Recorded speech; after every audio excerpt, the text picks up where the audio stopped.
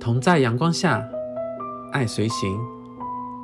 欢迎来到我的频道 The X Journey。爱才是唯一的出路。我是小爱，一名同志。记得外婆说，一辈子没出过国，出去了，脚下土地都是陌生的，要记得当心呐。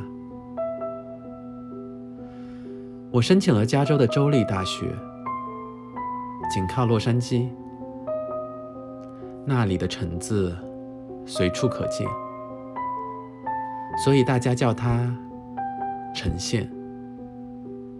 橙县并没有我想象中的那么繁华，比起上海，感觉自己来到了乡下。一眼望去，才发现自己的渺小。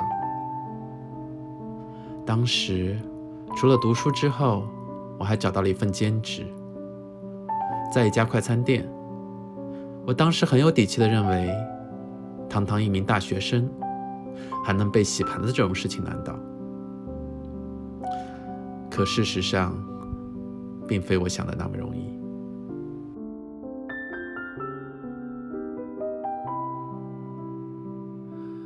米兰昆德拉在小说中有一句犹太谚语这么说：人类一思考，上帝就发笑。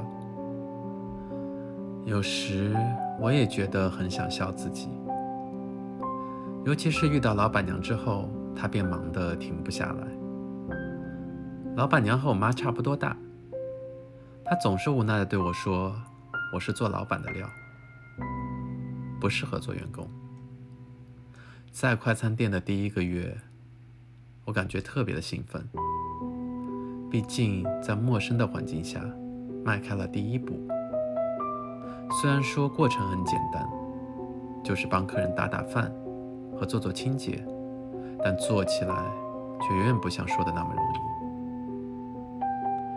易。记得小时候家里厨房小，母亲总爱在里面唠叨，谁也不敢进去。现在面对手里握着的这把刀和眼前的芋头，我却愣在那里，不知道该如何下手。砍了2下，老板娘便冲了过来，低声问我：你这是要吓唬谁啊？老板娘虽然爱唠叨，但我心里明白，她是刀子嘴豆腐心。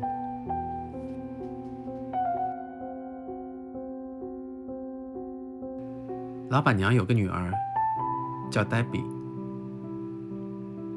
黛比有个非常爱她的老公和2个非常听话的孩子，一个哥哥，一个妹妹。他们也对孩子非常严厉，教他们如何感谢父母和帮助别人。每周日，我都会帮助黛比一起为教会做免费的午餐。她总是对我说，人要向善，才会得到善。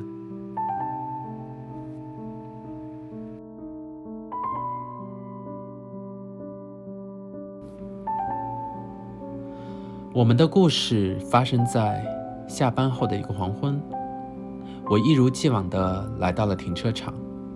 那时的停车场也已经灯火通明。我按着钥匙，跟随着身影寻找着我的车，可按了半天，却什么也没有听到。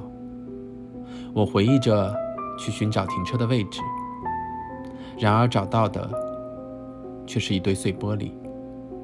就这样，我的车消失了。我立马跑回店里，想找人帮忙。黛比立即帮我报了警，当时已经凌晨12点了。我心里完全不知道该如何应对接下来发生的事情。然而，黛比也并没有离开，还一直安慰我，叫我不要着急。我们说说笑笑，时间也过得很快。警察赶来后，仔细询问了我车子的各种情况，还用手电筒照着每一张单子叫我签字。结束后，黛比塞给我一部手机，告诉我先拿着用。那时虽然我的车被偷了，但在心里却感觉暖暖的。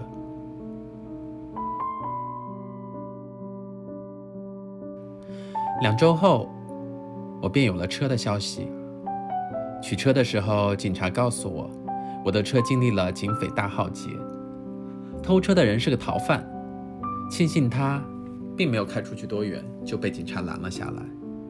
虽然车的外表有明显的碰撞痕迹，但是依然能开。最让我意想不到的是，丢的东西竟失而复得了。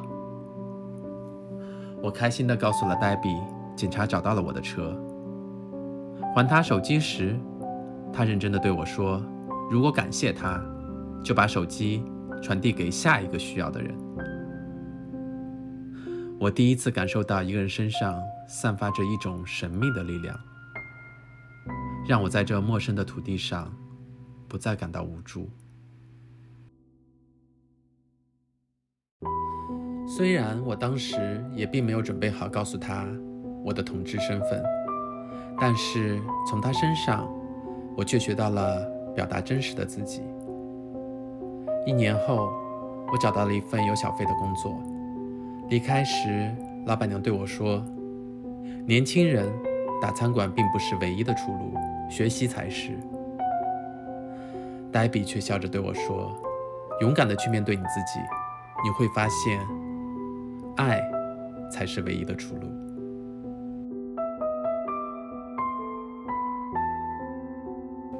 我是小爱，定居在美国洛杉矶，很高兴和大家一起来分享我的故事。我不知道有多少人听同志说过这样一句话，身边最不缺的就是美女与美食。我是一名同志，我的身边也有这样一位美女，我经常叫她同志之友。